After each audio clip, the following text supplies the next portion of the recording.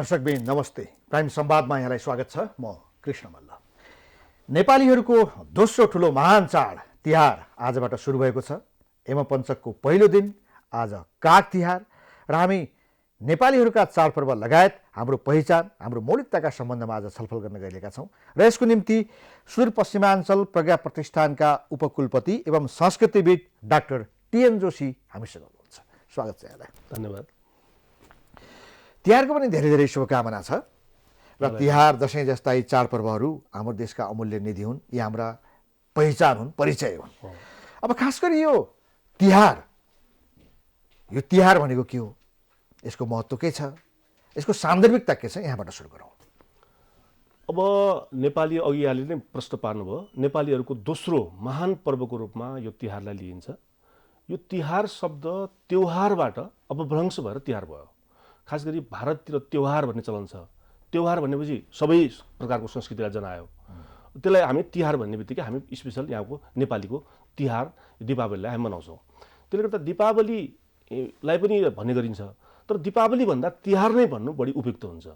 यो यमपञ्चकसँग यसको सन्दर्भ प्राणिक जोडिएको छ।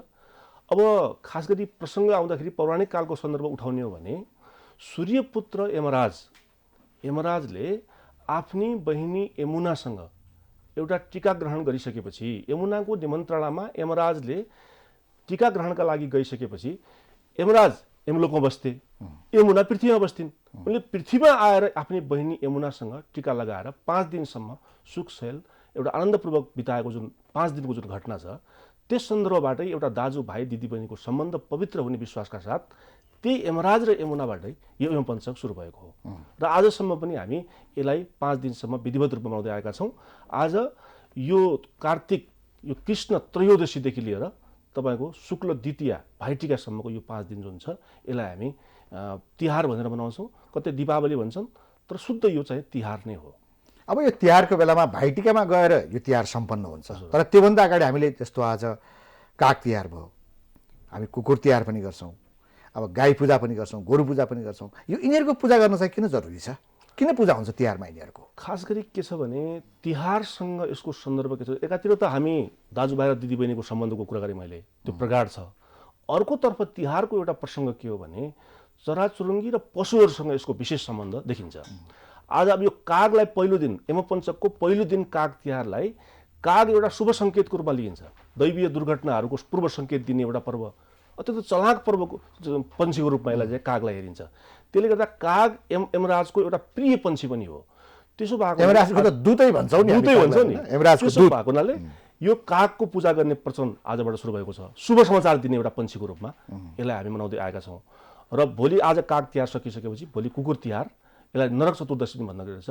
कुकुरलाई पनि एउटा यमराजको प्रिय जन्तुको रूपमा हेरिएको छ। त्यसपछि हामी गाई मनाउँछौँ, गोवर्धन पूजा गर्छौँ र अन्तिम दिन हामी भाइटिका, दाजुबहिनीको टिका सम्पन्न गरेपछि आशीर्वाद दिइसकेपछि सुख शान्ति दीर्घायुको कामना गरिसकेपछि हामी भाइटिका लगाएर 5 दिनसम्म यो टिका विधिवत रूपमा सम्पन्न हुने भयो।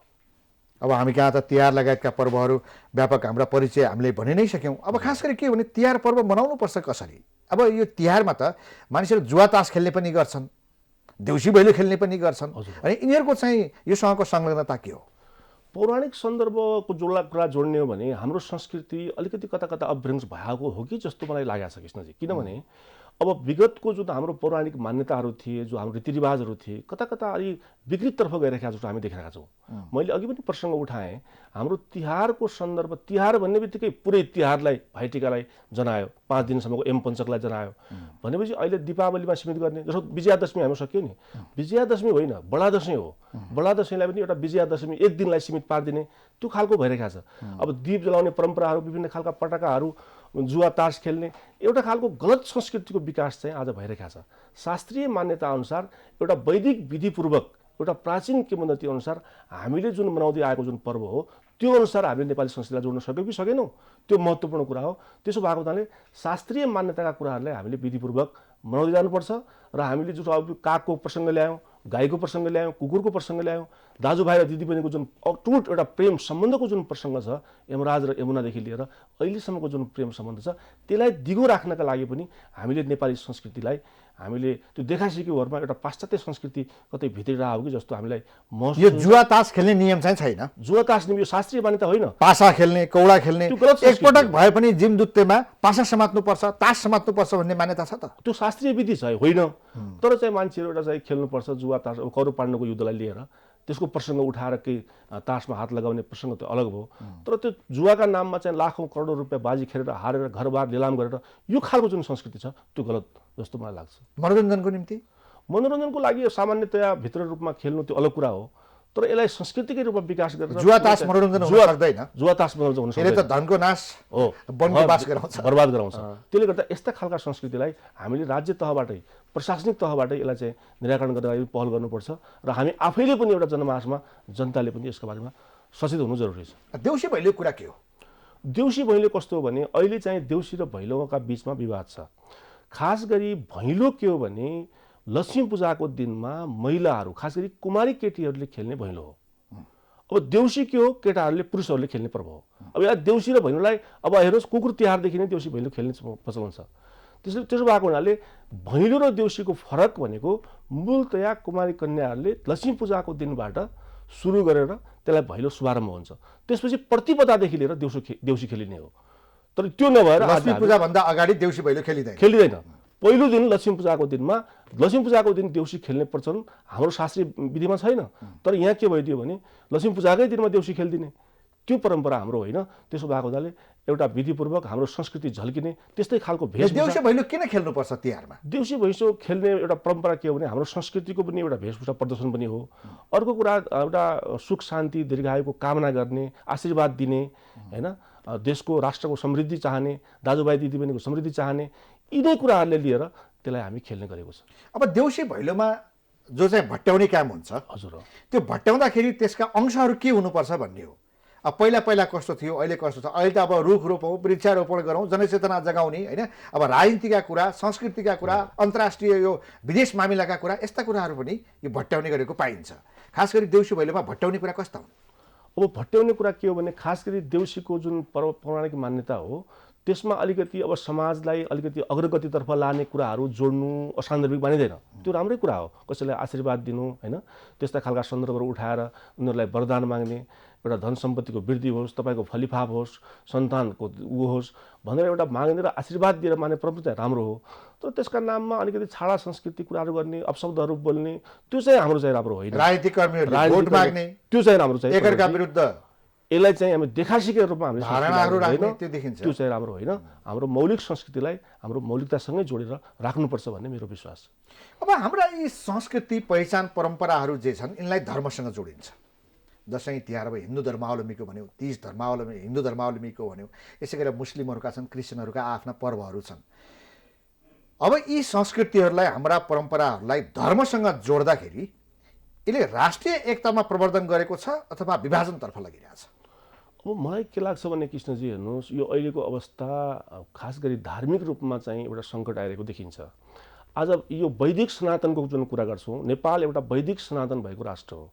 हाम्रो संस्कृति अभिन्न छ, विश्वकै एउटा दुर्लभ संस्कृतिको रूपमा यसलाई चाहिँ हामीले हेरेका छौँ। ठिक छ, धर्म मान्ने अधिकार छ। धर्म भने के हो? धर्म भने धारण गर्नु हो। धारण गर्ने एउटा असल संस्कार, असल नैतिकवान, एउटा चरित्रवान, जो जुनसुकै धर्ममान होस्, चाहे क्रिस्चियन होस्, चाहे मुस्लिम होस्, चाहे बौद्धिस्ट होस्, चाहे वैदिक सनातन हामी हिन्दू धर्म होस्, जो जेसुकै धर्म माने तापनि हामीले धर्मका नाममा जुन एउटा विकृति ल्याइरहेका छौँ, यसभित्रको कटुता ल्याएर जातीय सद्भाव बिगारेर जुन एउटा हत्या हिंसामा उत्रिने, एउटा मनमुटाव राख्ने, समाजमा एउटा भड्काउलो खालको प्रवृत्ति भित्र्याउने, यो प्रवृत्ति चाहिँ अब निराकरण गर्नुपर्छ भन्ने लागिरहेको छ। त्यसका लागि हामी सबैले सचेत हुनु जरुरी छ। नेपाल एउटा 436 वर्णको फुलबारी हो, सबै जात वर्गका, सबै धर्मका मान्छेहरू यहाँ छन्। त्यसो भएको हुनाले एउटा वैदिक सनातनदेखि परम्परादेखि चल्दै आएको विश्व एउटा चाहिँ हिन्दू राष्ट्रसँग मानिसकेको, बढी हिन्दू भएको राष्ट्र पनि भएको हुनाले वैदिक सनातन जस्तो अरू धर्म देखिँदैन। त्यसो भएको हुनाले हामी अरू सम्प्रदायका, अरू धर्म मान्ने मान्छेहरूलाई पनि त्यत्तिकै उचित सम्मान दिएर उनीहरूको संस्कृतिलाई पनि हामीले आफूसँग जोड्न सक्नु पर्यो नि। हामीले पनि उनीहरूको संस्कृतिलाई हामी सबै भन्छौँ, तर संसारमै धर्मका नाममा युद्धहरू सुरु भएका छन्। इतिहास पनि यस्तै छ, अहिले पनि त्यो देखिन्छ, नेपालमा पनि त्यो देखिन्छ। अब धर्मका नाममा भइरहेका तनावहरू द्वन्द्व सिर्जना गर्ने काम संसारमै हुन्छ। नेपालमा पनि त्यस्ता केही सङ्केतहरू देखा पर्न थालेका छन्। यो धार्मिक विभाजन र धार्मिक तनावका कारण संस्कृतिमा त्यसको प्रभाव पर्न थाल्यो। अब संस्कृतिले हामी सबैलाई एक गराउँछ, हामी सबैले मान्नुपर्छ भन्छौँ, तर यो संस्कृति यो धर्मावलम्बीको, यो संस्कृति यो धर्मावलम्बीको, अब एउटा धर्मावलम्बीले अर्को धर्मावलम्बीको अस्तित्व अस्वीकार गर्ने, होइन? यसले गर्दा धर्मको तनावका कारण, धार्मिक द्वन्द्वका कारण संस्कृति ओझलमा परिएको, संस्कृति मासिने खतरा कति छ? एकदमै यहाँले गम्भीर प्रश्न उठाउनु भएको छ। आज देशमा धार्मिक सङ्कटको अवस्था आइरहेको छ, विश्वमै यो देखिएको छ। हेर्नुहोस्, त्यसो भएको हुँदा कुनै देशको संस्कृतिलाई, देशलाई तहस नहस पार्नु छ भने त्यसमा जातीय सङ्कट, त्यसमा धर्मको सङ्कट आउने अवस्था हुन्छ। आज धर्मका नाममा एउटा काटमार हुने, विचारोपण गरिदिने, कुनै देशलाई सिद्ध्याउनु छ, त्यहाँको संस्कृतिलाई तहस नहस पार्नु छ भने धार्मिक युद्ध ल्याइदिने प्रवृत्ति बढेको छ। त्यसले गर्दा नेपालमा पनि त्यो खालको खतरा हामीले देखिरहेका छौँ। यसतर्फ सचेत पार्नका लागि राजनीतिक दृष्टिकोणबाटै, राजनीतिक तहबाटै हामीले यसलाई व्यवस्थापन गर्नु जरुरी छ। त्यसो भएको हुनाले हामीले धार्मिक युद्ध निम्ति आएर देशमा हामीले परापूर्व कालदेखि एउटा चल्दै आएको जुन हामीले धार्मिक सहिष्णुता छ त्यसलाई बिगारेर हामीले धार्मिक गृहयुद्ध मचाएर एउटा सङ्कटको अवस्था ल्याउनु हुँदैन। त्यसलाई हामीले एउटा भाइचाराको सम्बन्धबाट हामीले एकअर्काको सम्मानलाई, एकअर्काको धर्मलाई, एकअर्काको संस्कृतिलाई सम्मान गरेर हामीले अगाडि जान सक्यौँ भने पक्कै पनि यस्ता खालका सङ्कटहरूबाट हामी मुक्ति पाउन सक्छौँ। अब यो खास गरी धर्मलाई प्रयोग गर्ने भनेको राजनीतिकर्मीले धर्मलाई एजेन्डा बनाएपछि, आफ्नो मुद्दा बनाएपछि यसले चाहिँ द्वन्द्वको रूप लिँदैछ। संस्कृतिलाई कोही एजेन्डा बनाउँदैन राजनीतिक दलहरू। जब राजनीतिक दलले धर्मलाई आफ्नो एजेन्डा, धार्मिक रूपमा मुद्दाहरू स्थापित गरेर अहिले राजनीति गरिँदैछ नि, नेपालमा पनि बाहिर पनि, यो राजनीतिक कर्मी कति दोषी छन्? राजनीतिक दलहरूले पनि के गरिरहेछन् भने उनीहरूले पनि आफ्नो पाइ कहाँ पढ्ने, आफूलाई दुनो कहाँबाट सुझाउने हो, आफूलाई फाइदा कहाँबाट हुन्छ, त्यस्तो खालको प्रवृत्ति लिएर उहाँहरूले चुनावी नारा एजेन्डाहरू अगाडि सार्नुभयो। देशको आर्थिक अवस्था के छ, देशको एउटा सहिष्णुता के हो, हाम्रो देश कतातिर जाँदैछ, हाम्रो देश कस्तो खालको मोडालिटीबाट बनिरहेको छ, यो कस्तो खालको शब्दहरू प्रयोग गर्दाखेरि के कुराहरू प्रभाव पर्छ, त्यो कुराहरू नभनेर एउटा धार्मिक युद्ध निम्ति नै संस्कृतिमाथि तहस नहस ल्याउने, आफ्नो व्यक्तिगत फाइदाका लागि जे पनि बोलिदिने खालको जुन संस्कृति विकास भइरहेको छ त्यसले साँच्चीकै यो राजनीतिक नेताजीहरूबाटै हाम्रो संस्कृतिमाथि प्रहार भइरहेको हो कि भन्ने खालको महसुस मलाई हुन्छ। त्यसो भएको हुनाले असल राजनेताले कहिले पनि देश धर्मका विरुद्धमा, संस्कृतिका विरुद्धमा बोल्दैन। आज देशको हेर्नु त संस्कृति तहस नहस अवस्थामा पुगेको छ। हाम्रा मौलिक यी चाडपर्वहरू माथि प्रहार भइरहेका छ, छुटिँदै गइरहेका छन्, मान्छेमा कुनै चाहना छैन, उत्सुकता छैन। धर्म एउटा चाहिँ पाश्चात्य संस्कृतिहरू भित्याउने क्रम बढिरहेको छ। हाम्रा वेशभूषा हेर्नुहोस् त आज त्यो देखिँदैन। त्यसले गर्दा यी कुराहरूमा चिन्ता कसले दिने? राज्यलाई नै तपाईँले हेर्नुभयो भने हेर्नुको राज्यले भाषा, साहित्य, कला, संस्कृति र धर्म दर्शनमाथि चासो देखाएकै छैन।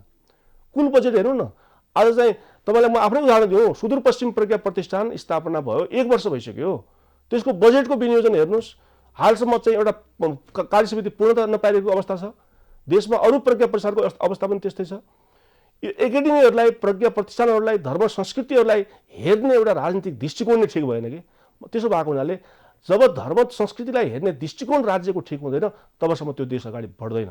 त्यसो भएको हुनाले राज्यको मूल नीतिमै धर्म संस्कृति पढ्नुपर्छ, तब मात्रै हाम्रो देश। त्यही त हाम्रो देश त हिन्दू राष्ट्र थियो नि, एकदमै, तर हामीले संविधानमा धर्मनिरपेक्षता बनायौँ, धर्ममा चलखेल गर्ने प्रयास त हामीले गर्यौँ नि। व्यापक। अब अहिले फेरि नेपाललाई फेरि हिन्दू राष्ट्र कायम गर्नुपर्छ भनेर एक थरीहरू लागेका छन्। अर्को थरीहरू चाहिँ इसाईकरण गर्नको निम्ति अब धर्मान्तरणको प्रक्रियामा लागेको देखिन्छ। अन्य धर्मावलम्बीका पनि त्यो गतिविधिहरू देखिन्छन्। यी चिज त गम्भीर विषय हुन् नि। यो गम्भीर सङ्कट आइरहेको छ। नेपाल वैदिक सनातन हिन्दू राज्य हुनुपर्छ, हिजो पनि थियो र ठिक छ। धर्मनिरपेक्षता यिनीहरू कुन षड्यन्त्रमा आधार विदेशी इसारामा यो आयो कि के आयो, नेपाललाई हिन्दू राज्य नै घोषणा गरेर एउटा चाहिँ हाम्रो चाहिँ सबै धर्मलाई सम्मान दिएर त्यो खालको संस्कृतिमा हामी अगाडि जान सक्यौँ भने मात्रै अगाडि बढ्छ। होइन भने एउटा हाम्रो जातीय टकराव, हाम्रो धार्मिक सहिष्णुता खल्बिने खतरा चाहिँ हामी देखिरहेको छौँ। त्यही त हामी यो जब पहिचानको एउटा यो देशमा नारा लाग्यो, हामी धार्मिक पहिचानको कुरा गर्छौँ। देशको पहिचानको निम्ति यो देशलाई हिन्दू राष्ट्र घोषणा गरौँ भन्ने फेरि एउटा माग छ। त्यो देशको पहिचानको कुरा भयो संसारमा। अब अर्को चाहिँ मानिसहरू आफ्नो समुदायको पहिचान खोजिरहेका छन्। त्यसको निम्ति जातीय पहिचान, जातीय नारा उछालियो। जातीय राज्य नै यहाँ स्थापना गर्नको निम्ति प्रयासहरू भए, होइन? अब यो जातीय पहिचानको नाममा, धार्मिक पहिचानको नाममा, समुदायको पहिचानको नाममा जो हाम्रो देशमा राजनीति भइरहेको छ, जो किसिमको चेतना फैलाउने काम भइरहेको छ, त्यो चाहिँ हाम्रो देशको निम्ति अग्रगामी कदम हुन सक्छ कि विनाशकारी हो? यो जो पहिचानका नाममा जे चिजहरू भइरहेको छ, मैले भर्खरै उदाहरणहरू दिएँ। अब के छ भने खास गरी यो जुन देशमा संहिता आयो, संहिताको मूल मर्म भनेकै पहिचान हो। पहिचानसँग के जोडिया छ? हाम्रो देशको भाषा, यहाँको कला, यहाँको संस्कृति, यहाँको धर्म, यहाँको दर्शन, यहाँको इतिहास, यहाँको पुरातत्व, यहाँको जातीय पहिचान सबै समेटिया छ। तर यसलाई आधार बनाएर एउटा जातीय सद्भाव भड्काउने प्रवृत्ति हामीले गर्नु हुँदैन। हामीले हाम्रै देशको संस्कृतिलाई अगाडि बढाउने हो। ठिक छ, पूर्वको संस्कृति र पश्चिमको संस्कृति फरक होला, तर उनीहरूको बिचमा पनि एउटा खालको सद्भाव र प्रेमको संस्कृति आउनु पर्यो नि। हाम्रो नेपाली संस्कृतिलाई बढाउने खालको कार्यक्रम हुनु पर्यो नि। सद्भाव भड्किनु हुँदैन भन्नुभयो, तर सद्भाव त दिन प्रतिदिन बिग्रिया पाउनुहुन्न। एकदमै बिग्रिरहेछ। यो के हो भने यसमा हामीले तेस्रो पछिल्लो कुनै गोल खेलिरहेछ कि जस्तो महसुस हामीलाई भइरहेको छ। त्यसले गर्दा हामीले एकअर्काप्रतिको सद्भावलाई कायम राख्ने खालका त्यस्ता खालका शब्दहरू बोलिदिनु भएन, त्यस्ता खालका क्रियाकलापहरू गरिदिनु भएन। एकले अर्काको संस्कृतिलाई उचित सम्मान दिन सक्नु पर्यो, उचित कुराहरू बोल्न सक्नु पर्यो। र आज प्रदेश स्तरमा हाम्रो 7वटा प्रदेश छ, हरेक प्रदेशमा आफ्नै खालको एउटा मौलिक संस्कृति छ। हाम्रै सुदूरपश्चिमको अलग छ, गण्डकीको अलग छ, लुम्बिनीको अलग छ। तर पनि के हो भने हामी एकअर्कालाई त्यो खालको संस्कृतिलाई सम्मान गर्न सक्यौँ, उनीहरूको संस्कृतिलाई बुझ्न सक्यौँ, त्यो हेलमेल गर्न सक्यौँ। त्यसैका आधारमा चाहिँ हामीले टक्राव ल्याउने होइन कि एउटा गराइदिने कसले। अब हिजोका दिनमा अब सुदूरपश्चिमबाटै तपाईँ प्रतिनिधित्व गरिनु भएको छ, अखण्ड सुदूरपश्चिमको आन्दोलन भएको हो नि, त्यहाँ त पहिचान जोडिया छ नि। थारू समुदायले आफ्नो पहिचानको कुरा गरेको थियो, अखण्ड सुदूरपश्चिम पक्षधरहरूको आफ्नो तर्क थियो। अहिले कोशीमा हेर्नुहोस्, नामका लागि के अब कोशी प्रदेश नामाङ्कन गरेका छ, तर त्यहाँ पहिचानवादीहरूले त्यो कुरो मानेका छैनन्। अब यो अन्य प्रदेशहरूमा पनि फैलिँदै जान्छ। हामी यो देशमा भाषा, साहित्य, संस्कृति, समृद्धि, विकास, एकताको कुरा गर्छौँ, तर एउटा हामी सर्वसाधारण नागरिक स्तरमै जब विभाजनको बिउ रोपिसक्छ, हामी एउटा आफ्नो पहिचानको नाममा काठमाडौँमा उत्रिन तयार हुन्छौँ, देशै नरहने अवस्था सिर्जना भयो। यो के को कारणले? जातको कारणले। के को कारणले? धर्मको कारणले। के को कारणले? संस्कृतिको कारणले। आज हामी तिहार भनेर बसिरहेका छौँ, तर हाम्रो वास्तविकता त त्यस्तो छ त। यो कसरी सुधार्ने? वास्तवमा देशमा जातीय रूपमा जुन प्रदेशको नामाकरण हुने सिस्टम चलेको छ, यो माग गरेको छ, यो राम्रो होइन। यसले देशलाई अझै भड्कालमा लाने खतरा छ। त्यसो भएको हुनाले हाम्रो 4 जात 36 वर्णको फुलबारी पूर्वकालदेखि एउटा एक सहिष्णुतामा हामी मिलेर बसेका जुन हामी 3 करोड नेपाली छौँ, यसलाई अक्षुण्ण राख्नका लागि पनि हामीले जातीय सद्भावलाई नखलबलिने हिसाबले एउटा राष्ट्रिय पहिचान बोकेका कुनै अर्को किसिमको नामाकरण गरौँ न। आज जातीय नामाकरण हामी दिँदै जाने भने कति जात छन् यहाँ, ती सबै जातको चाहिँ भोलि नारा उठ्ला, भोलि गृहयुद्ध हुने सम्भावना हुन्छ। त्यसो भएको हुनाले यो जातीय रूपमा चाहिँ कुनै ठाउँको नाम, कुनै प्रदेशको नाम राख्ने सिस्टम प्रक्रिया पनि यो राम्रो होइन। यसतर्फ गम्भीर रूपमा हाम्रो देशका राजनेताले, देशको प्रशासकीय जिम्मेवारी लिएका व्यक्तिहरूले गम्भीर रूपमा सोच्न सकेन भने देश भोलि भड्कालोमा जाने सम्भावना हुन्छ। त्यसले गर्दा यो जातीय सद्भाव हामीले कायम गर्न सक्नुपर्छ। अब यसको निम्ति के हो भने जुनसुकै क्षेत्रका व्यक्ति हुन्, राजनीतिक दल र नेताहरूको कब्जामा भए, उनीहरूको पन्जामा परे। विभिन्न ठाउँमा अब भनौँ न, संस्कृतिको कोही प्रवर्तक छ, संस्कृति विज्ञ छ, कोही अर्थशास्त्री छ, कोही चाहिँ स्वास्थ्यको विज्ञ होला, कोही शिक्षाको विज्ञ होला आफ्नो क्षेत्रमा। ती हरेक मान्छे पढेर विद्वान भए, समाजमा उनीहरूको एउटा एप्रुभल राम्रो भयो, सबैले स्वीकार गरेको व्यक्ति भयो। तर ती अमुक कुनै राजनीतिक पार्टी र दलको पन्जामा पर्ने भए। मानौँ न, काठमाडौँको प्रज्ञा प्रतिष्ठानमा नियुक्ति गर्नु पर्दाखेरि दलबीच भागभण्डा हुन्छ। आज हामी सर्वोच्च अदालत लगायत देशभरिका अदालतमा न्यायाधीश नियुक्ति गर्दैछौँ, दलहरूको भागभण्डा भएको सुनिरहेका छौँ, त्यहाँ लडाइँ चल्छ। तपाईँकै पनि सुदूरपश्चिम प्रज्ञा प्रतिष्ठानमा तपाईँकै उपकुलपतिको नियुक्ति गर्दा कस्ता किसिमका तनावहरू भएका थिए, कसले हस्ताक्षर त्यहाँ बुझाएका थिए देखिन्छ। अब यो विशुद्ध राजनीतिमा नलागेका मान्छेहरू जो आफ्नो कर्ममा छन्, जो आफ्नो क्षेत्रका विज्ञ हुन्, ती मान्छेहरूलाई जबरजस्त रूपमा राजनीतिमा संलग्न गराइएपछि, राजनीतिको एउटा फेर समातेर अगाडि बढ्नुपर्ने परिस्थिति बनाएपछि यो अवस्था त सिर्जना हुन्छ नै। अनि हामी चाहिँ किन नेता र दलको पछि लाग्छौँ भने, तपाईँ उपकुलपति हुनुहुन्छ, तपाईँलाई किन एउटा पार्टी र नेता समात्नु पर्यो? अर्को एउटा कुनै विज्ञ हुन्छ, उसलाई दल बिना बाँच्न नसक्ने किन हुन्छ? समस्याको जड त्यो होइन र? एकदमै समस्या छ। अहिले यो के देखियो भने दलीय भागभण्डामा हरेक किसिमको यो सांस्कृतिक कार्यक्रम हुन्, सांस्कृतिक संस्थाहरू हुन्, राजनीतिक हरेकमा भागभण्डा हुने सिस्टम, यो राम्रो होइन। हेर्नुहोस्, त्यसले गर्दा कुन व्यक्ति कुन क्षेत्रका लागि योग्य छ? संस्कृति कर्मीहरू दलका पछि किन लाग्ने भने, जस्तो तपाईँलाई दल र नेता किन समात्नु पर्यो? बाध्यता भयो, एउटा नियुक्ति खानुपर्ने हुन्छ, बाध्यता भयो। तपाईँ अब डाक्टर हुनुभयो, सुदूरपश्चिमकै कला संस्कृतिमा तपाईँ पिएचडी गर्ने पहिलो व्यक्ति, गौरव पर्वमा तपाईँले तपाईँको पिएचडी पहिलो व्यक्ति। अब तपाईँले मेहनत गर्नुभयो, पढ्नुभयो, त्यो ठाउँमा पुग्नुभयो, तपाईँ डिजर्भ गर्नुहुन्छ त्यसको निम्ति। तर तपाईँलाई सेवा गर्नको निम्ति त्यो ठाउँ दिइँदैन। टिएन जोशीले पढेको छ, जानेको छ, यसका लागि नियुक्त गरौँ त कोही भन्दैन। यसको निम्ति त दल र नेताको पछि बाध्यता भयो, पछाडि लाग्नै पर्ने, सदस्यता लिनै पर्ने, उनीहरूसँग माग गर्नै पर्ने त्यो खालको प्रवृत्ति हामीले हटाउनु जरुरी छ। आज देशमा योग्य क्षमतावान मान्छेहरू तपाईँ हेर्नुहोस् त, दैनिक हजारौँ विदेशी रहेछन्, योग्य क्वालिफाइड मान्छेहरू, सम्बन्धित विषयका विज्ञहरू, पिएचडी होल्डरहरू, एमफिल गरेकाहरू आज विदेशिएका छन्। कारण के हो त? योग्य मान्छेले स्थान पाउन सकिरहेका छैनन्। दलीय भागभण्डाहरूमा यस्ता खालका एकाडेमीहरू स्थापना हुन थाले। त्यसो भएको हुनाले कुन व्यक्ति कुन क्षेत्रका लागि योग्य मान्छे हो, एउटा निष्पक्ष रूपमा, एउटा राजनीतिक आधारमा होइन, त्यस्तो व्यक्तिलाई सोही ठाउँको जिम्मेवारी दिने हो भने पक्कै पनि देशमा सुधार आउँछ। तर यो चेतना आउने कहिले? त्यसका लागि के हो भने हामी सबै जनताले जुर्माउनु पर्ने बेला अब चाहिँ आएको छ। यो राजनीतिक भागभण्डाका आधारमा यस्ता खालका एकाडेमीहरूमा नियुक्ति गर्ने, कुनै भागभण्डा गर्ने, विशिष्ट व्यक्तिहरू, जानकारहरू, पढे लेखेका, बुझेका, आफ्नो आत्मस्वाभिमान कायम गरेका, सबै चिज पुगेका मान्छेहरू नेता र दलका पछि किन लाग्ने भने कि मैले हो। अब त्यो लाग्नुपर्ने एउटा बाध्यता भयो कि देशको सिस्टम र संरचना माथिदेखिकै एउटा त्यस्तो खालको बनाइदियो कि यो प्रक्रिया हामीले हटाउनु जरुरी छ। नेताहरूबाटै यसको सुरुवात हुनु पर्यो नि त। नेताहरूले कमसेकम राजनेता नेपालमा देशको भएन कि। यसले गर्दा अब एउटा राम्रो निर्विवाद मान्छेलाई एउटा निष्पक्ष रूपमा नियुक्त गर्ने सिस्टम प्रक्रिया लोकसेवामा त्यस्तै देखिन्छ, अर्को शिक्षातिर त्यस्तै छ, संस्कृतिमा त्यस्तै छ।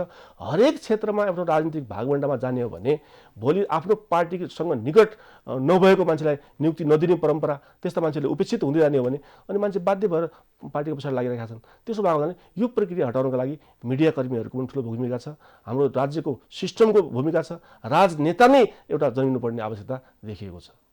अब तपाईँको यो प्रतिष्ठान छ सुदूरपश्चिम प्रज्ञा प्रतिष्ठान, यो पनि पूर्ण छैन, 12 सदस्यीय हुनुपर्ने हो। तपाईँ एकजना उपकुलपति मात्रै हुनुहुन्छ, मात्रै। यो पनि भागभण्डा नभएर राजनीतिक कर्मीहरू बिचको द्वन्द्वका कारण पूर्ण नभएको होला। अब खास गरी के हो भने यो हाम्रो ऐनमा 2076 सुदूरपश्चिम प्रज्ञा प्रतिष्ठान ऐन 2076 अनुसार म नियुक्त भएँ। म असोज 6 गते नियुक्त भएको हुँ 2079 सालमा। 1 वर्ष कटिसक्यो हेर्नुहोस्। तर हाम्रो ऐनमा के रहेछ भने उपकुलपतिको योग्यता तोकिदियो, कमसेकम स्नातकोत्तर गरेकै हुनुपर्ने, सम्बन्धित विषयको विज्ञ हुनुपर्ने, कमसेकम 15 वर्ष काम गरेको हुनुपर्ने सो क्षेत्रमा। त्यो सबै प्रक्रिया पुर्याएर मलाई सिफारिस समिति अनुसार प्रदेश सरकारले मलाई नियुक्त गर्यो। तर प्राज्ञहरू नियुक्त गर्ने क्रममा प्राज्ञहरूको नियुक्ति योग्यता कति हुने भन्ने कुरा ऐनमा प्रश्न खुलेको रहेनछ। त्यसो भएको हुनाले अब त्यो ऐनलाई प्रदेश सभाले फेरि परिमार्जन गरिसकेपछि मात्रै त्यो नियुक्त गर्ने हुने अवस्था आयो। फेरि अब हाम्रो प्रज्ञा प्रतिष्ठानको ऐन के छ भने अरू प्रदेशभन्दा अलिक फरक देखियो। हाम्रोमा के छ भने कुलपति माननीय मुख्यमन्त्री पदे हुने व्यवस्था छ, कार्यकारी अधिकार मलाई छ। र अब अन्य स्रष्टाहरूले के माग गरे भने कुलपति पनि स्रष्टाबाट हुनुपर्छ। नेपाल एकाडेमी जस्तै, अन्य प्रदेशको एकाडेमी जस्तै सुदूरपश्चिमको एकाडेमीलाई पनि कुलपति स्रष्टाबाट दिनुपर्छ भन्ने खालको माग राखेर बीचमा हस्ताक्षर अभियान के गरे। ठिकै छ। अब हाम्रो प्रदेशको आर्थिक अवस्था, सबैलाई गाडी दिनुपर्ने, सबैलाई सेवा सुविधा दिनुपर्ने, यो धान्न नसक्ने त्यहाँका स्रष्टाहरूले किन हस्ताक्षर गरेर बुझाएका? तपाईँलाई नरुचाएको हो? तपाईँलाई उपकुलपति बनाउनु हुँदैन भन्ने अभियान हो? खास गरी के थियो भने कृष्णजी, मसँगै 17-18 जनाका त्यहाँ फाइलहरू पेश भएका थिए उपकुलपति बन्नका लागि। त्यहाँसम्म कोही पनि बोलेन। तर जब सरकारले मलाई नियुक्त गर्यो, म सुदूरपश्चिमकै संस्कृतिमा विद्यावारिधि गरेको आजभन्दा 8 वर्ष अगाडि, म 15-16 वर्षदेखि क्याम्पसको प्राध्यापक, सब त्यही क्षेत्रमा कैलालीजी पुस्तकालय जस्तो ऐतिहासिक पुस्तकालयको अहिले चाहिँ म अध्यक्ष, सुदूरपश्चिम साहित्य समाजको महासचिव भइसकेका मान्छे, मेरा किताबहरू बिएमा एमएमा पढाइ हुन्छन्। उयो सबै कुराले म्याच गरेको एउटा मान्छे सरकारले मलाई नियुक्त गर्यो। तर कतिपय मान्छेहरूलाई के भयो भने आफू नै लालसा सबैलाई हुन्छ, आफू भए ठिक, अरू भए बेठिक। अनि त्यसपछि जब त्यसम्म के पनि बोलेनन्। जब मलाई नियुक्त गरिसकियो, अब के भन्ने त? अब डाक्टर टिएन जोशी नियुक्त भइसकेपछि उसको बारेमा खोट लगाउने अरू उपाय केही पनि छैन। अनि नयाँ पखेडा उनीहरूले के झिके भने होइन यो सिस्टम भएन, कुलपति हुनुपर्छ स्रष्टाबाट भनेर उहाँहरूले नयाँ खालको अवधारणा ल्याए। यद्यपि मेरो त्यो धारणामा मेरो पनि सहमति हो। कुलपति स्रष्टाबाट भइदिए त गजब हुन्छ नि। उपकुलपति बन्न नपाएपछि एउटा लालसा मात्रै हो, त्यो देखिएको छ। साथीहरूले त्यो माग राखेका छन्। ठिक छ, कुलपति स्रष्टाबाट होस्, मेरो पनि सहमति छ। मैले ठाउँ ठाउँमा बोलेको छु, मुख्यमन्त्रीज्यूकै सामने बोलेको छु, मुख्यमन्त्री पनि सहमत हुनुहुन्छ, सामाजिक विकास मन्त्री पनि सहमत हुनुहुन्छ। हामी प्रक्रियामा छौँ, ऐन संशोधन होला, समय लाग्छ नि। तर एउटा के हो भने होइन, सुदूरपश्चिमाञ्चलका निम्ति छुट्टै ऐन बनाउनुपर्छ भन्ने छैन। त्यो ऐन कानुन त देशभरि एउटा साझा हुन्छ नि। साझा हुन्छ। तर के हो भने प्रदेशको आफ्नो संरचना हुनसक्छ, प्रदेशको आफ्नो आर्थिक भार कति हुने, उनीहरूलाई के होइन, त्यो त 8-10 जना मान्छेको लालसालाई केन्द्रमा राखेर कानुन बनाउने होइन नि। त्यो होइन, त्यसको समग्र हित हेरेर गर्ने। यिनीहरूलाई कतिपयलाई कस्तो घमण्ड भयो भने कृष्णजी, मैले चाहिँ यत्र खालका चाहिँ काम गरेँ, मैले यत्र खालका ठुल्ठुला उप गरेँ, तर के हो भने मैले नै पाउनुपर्छ, म बाहेक अरू यहाँ मान्छे कोही पनि छैन भन्ने खालको जो दम्ब केही व्यक्तिहरूमा देखिएको, त्यो दम्बले गर्दा आज यो एकाडेमी अलिकति विस्तार हुन अल्झिएको छ। हामी चाँडै यसलाई निकास दिन्छौँ। माननीय मुख्यमन्त्रीले त्यो आदेश दिइसक्नु भएको छ। अब यो प्रदेश सभाले यो ऐन पारित गर्दैछ। सम्भवतः अब 1-1.5 महिनाभित्रै यो ऐन पारित भइसकेपछि हामी प्रज्ञा प्रतिष्ठानलाई पूर्णता दिन्छौँ। सकेसम्म हामी यो केन्द्रीय एकाडेमी जस्तै यसलाई बनाउने पक्षमा प्रदेश सरकार लागिरहेको छ। हुन्छ हस् डाक्टर साहब, आउनुभयो, तिहारको बेलामा व्यस्त हुनुहुन्थ्यो, छोटो मिठो कुराकानी भयो, धेरै धेरै धन्यवाद। धेरै धेरै धन्यवाद। प्राइम टिभीले यो बिहानको समयमा मलाई बोलाएर यो तिहारको अवसरमा आफ्ना संस्कृतिबारे, तिहारबारे केही कुराहरू राख्ने जुन अवसर दिनुभएको छ, सम्पूर्ण टेलिभिजन परिवार र मेरा मित्र कृष्ण मल्लज्यूप्रति म हार्दिक आभार व्यक्त गर्दछु। दर्शकवृन्द, प्राइम संवादमा हामीसँग सुदूरपश्चिम प्रज्ञा प्रतिष्ठानका उपकुलपति एवं संस्कृतिविद डाक्टर टिएन जोशी हुनुहुन्थ्यो। उहाँसँगको कुराकानी यहीँ सकिन्छ। हामी सबैलाई बिदा दिनुहोस्। नमस्ते।